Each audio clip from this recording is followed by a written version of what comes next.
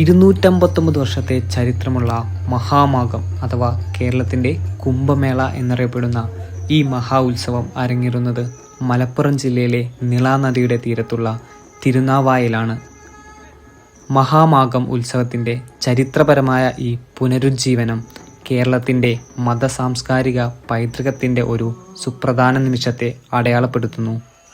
ഈ പവിത്രമായ ഉത്സവത്തിൻ്റെ ഭാഗമായി വാരണാസിയിലെ ഗംഗാ ആരതിക്ക് സമാനമായി നിള നദിയുടെ തീരത്ത് അർപ്പിക്കുന്ന മനോഹരമായ സായാഹ്ന ചടങ്ങായ നിള ആരതിയും ഭക്തർക്ക് കാണാൻ കഴിയും.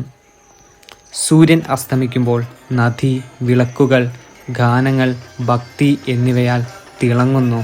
പുരോഹിതന്മാരും ഭക്തരും പ്രാർത്ഥനകൾ അർപ്പിക്കാൻ ഒത്തുകൂടുന്നു. നദീതീരത്ത് ശാന്തവും എന്നാൽ ശക്തവുമായ ആത്മീയ അന്തരീക്ഷം സൃഷ്ടിക്കുന്നു. 8 മണിക്കുള്ളിൽ ആരതി പൂജ കഴിഞ്ഞിരുന്നു.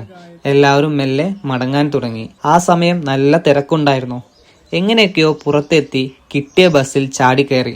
മുടിഞ്ഞ തിരക്കും റോഡ് ഫുള്ള് ബ്ലോക്കും ആയിരുന്നു. 12 മണിക്ക് കോഴിക്കോടെത്തി. അപ്പോഴാണ് മനസ്സിലായത് നമ്മുടെ നാട്ടിലേക്ക് രാത്രിയായ.